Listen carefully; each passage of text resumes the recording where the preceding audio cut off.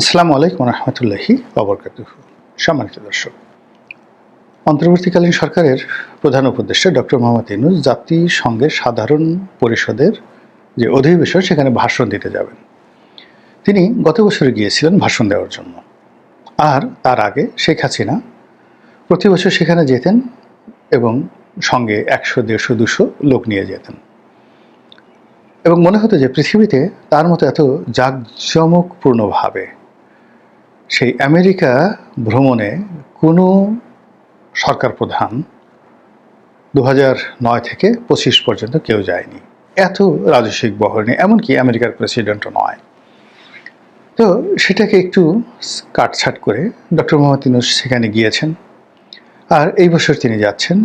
আর এই বছর তার যে লটবহর, সেই লটবহরে যুক্ত হয়েছে ৪ জন রাজনৈতিক নেতা। ৩টি দলের ৪ জন রাজনৈতিক নেতা এখানে যাচ্ছেন। এটা ব্যতিক্রমধর্মী একটি ঘটনা এবং অপ্রয়োজনীয়, এবং এর সঙ্গে যে কূটকৌশল রয়েছে, এই কূটকৌশলে আগামীতে সবাই ফাঁসবেন। এই বিষয়গুলো নিয়ে আলোচনা করব। তার আগে আমি যেটা ব্যক্তিগতভাবে বলে নিই, জাতিসংঘের যে গুরুত্ব এই মুহূর্তে, এটা মনে হচ্ছে যে ইউরোপ এবং আমেরিকার যে এজেন্ডা গরিব দেশগুলোর উপর প্রতিষ্ঠা করার জন্য যে একটা কূটচাল, এই কূটচাল প্রতিষ্ঠা করার একটা হাতিয়ার। এবং জাতিসংঘকে বলা হচ্ছে এই মুহূর্তে একটা শ্বেতহস্তি, এটার কোনো দরকার নেই। এটি শুধুমাত্র ধনীদেরকে আরও ধনী বানানো, প্রভাবশালী রাষ্ট্রকে দরিদ্র রাষ্ট্রগুলোকে দুমড়ে মুচড়ে শেষ করে দেওয়ার একটা হাতিয়ার ছাড়া আর কিছু নয়। এজন্য একটা সময় এই জাতিসংঘকে চ্যালেঞ্জ জানিয়ে কাউন্টার একটা অর্গানাইজেশন হয়েছিল, জোট নিরপেক্ষ আন্দোলন। মানে সারা দুনিয়াতে এটা যাকে বলে একটা বিরাট যাকে বলে আলোড়ন তৈরি করে ফেলেছিল, এবং এটা জাতিসংঘের চেয়ে এটা গুরুত্বপূর্ণ হয়ে পড়েছিল। পরবর্তীতে মার্কিন সাম্রাজ্যবাদের চাপে এই জোট নিরপেক্ষ আন্দোলনটি আর টিকতে পারেনি। তো যা হোক, এখন এই জাতিসংঘর বিভিন্ন প্রতিষ্ঠান, তাদের যে মানবাধিকার সংগঠন, তাদের ওয়ার্ল্ড হেলথ অর্গানাইজেশন, এরপর তাদের ইন্টারন্যাশনাল কোর্ট অফ জাস্টিস, নানা প্রতিষ্ঠান, হাজার হাজার অভিযোগ। তাদের ইন্টারন্যাশনাল কোর্ট অফ জাস্টিস, ইসরায়েলের যে প্রধানমন্ত্রী নেতানিয়াহু, তার একটা পশম টাচ করতে পারছে না। ডোনাল্ড ট্রাম্পের একটা পশম টাচ করতে পারছে না। অথচ তারা যদি চায়, এখন ডক্টর মোহাম্মদ ইউনূসকে, শেখ হাসিনাকে উইদিন ১ ঘন্টার মধ্যে বাংলাদেশ থেকে ধরে নিতে পারে। তো এরকম তারা ব্রিটিশ প্রধানমন্ত্রীকে কিছুই করতে পারবে না, কিন্তু তারা যদি ভানুয়াতুর প্রধানমন্ত্রীকে গ্রেপ্তার করতে চায়, ইন্টারন্যাশনাল কোর্ট অফ জাস্টিস দিয়ে তারা অনেক কিছু করতে পারে। তাদের একটা সেই আন্তর্জাতিক পরমাণু কমিশন রয়েছে। এটা দিয়ে তারা ইরানের সর্বনাশ ঘটাতে পারে, ইরাকে যুদ্ধ চালাতে পারে, কিন্তু এটা দিয়ে তারা ইসরায়েলের ভিতরে প্রবেশ করে তাদের একটা স্থাপনা দেখবে, এই ক্ষমতা জাতিসংঘের নেই। তাদের ইউনিসেফ আছে, ওয়ার্ল্ড হেলথ অর্গানাইজেশন আছে, এটা দিয়ে তারা বাংলাদেশ, পাকিস্তান, আফগানিস্তান এই সকল দেশের সর্বনাশ ঘটায় দিতে পারে।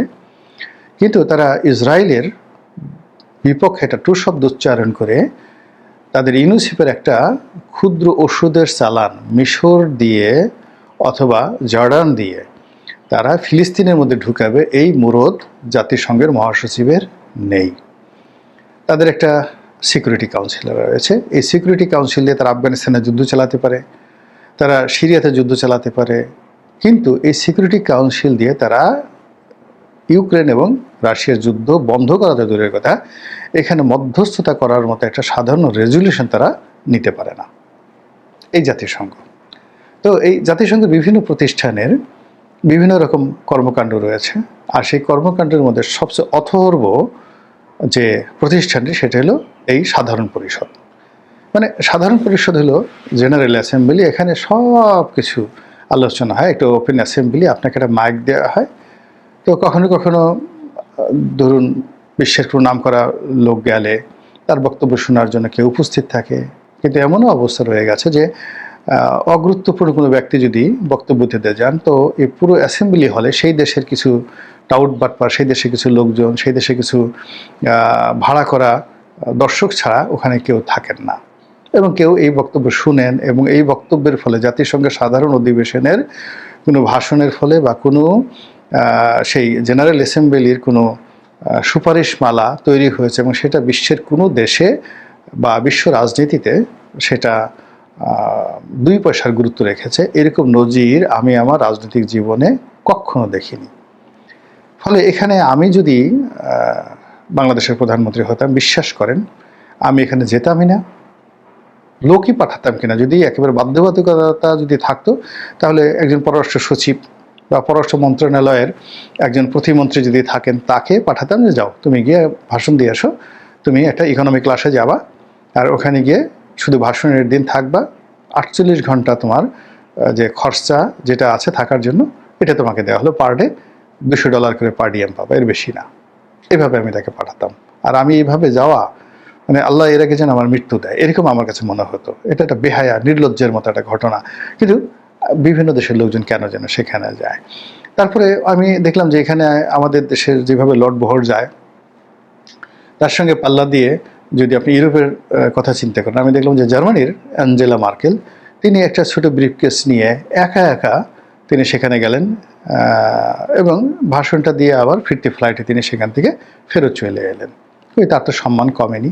তো সেখানে আমাদের মন্ত্রী, সচিব, ব্যবসায়ী, আমলা কামলা এদেরকে নিয়ে এই বিরাট একটা বহর নিয়ে এই যে আমেরিকার যে যাত্রা, বিশ্বাস করেন বারবার শুধু আমাদের দেশে গরিব মানুষ যারা বিড়ি খায়, যারা রিক্সা চালায়, যারা ফুটপাতে বসে খেলনা বিক্রি করে, তাদের অর্থ ব্যয় করে আমেরিকার সবচেয়ে বিলাসবহুল 5 স্টার 7 স্টার হোটেলে আমাদের মন্ত্রী এমপিরা এই গরিব মানুষের টাকা দিয়ে সেখানে থাকেন।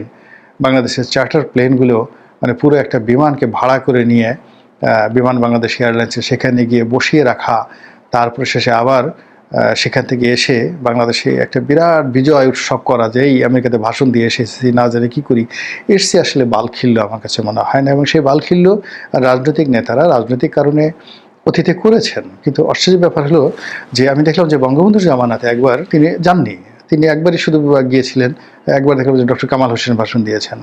তারপরে এরশাদ জামানাতে মিজানুর রহমান চৌধুরী প্রধানমন্ত্রী ছিলেন, তিনি তার পক্ষে সেখানে ভাষণ দিয়েছেন। একবার বোধহয় পররাষ্ট্রমন্ত্রীও, কোনো একজন পররাষ্ট্রমন্ত্রী সেখানে ভাষণ দিয়েছিলেন, এরশাদ সাহেবও সেখানে যাননি। তো এরকম ঘটনা যে এখানে কেন যেতে হবে। তো এর প্রেক্ষাপটে এখন ডক্টর মোহাম্মদ ইউনূস যাচ্ছেন। এমনি তিনি একজন অন্তর্বর্তীকালীন সরকারের প্রধান, তার নুন আনতে পান্তা ফিরোয়, বাংলাদেশে এসে কিছুই করতে পারছেন না। এখানে হতাশা, চারিদিকে হতাশা।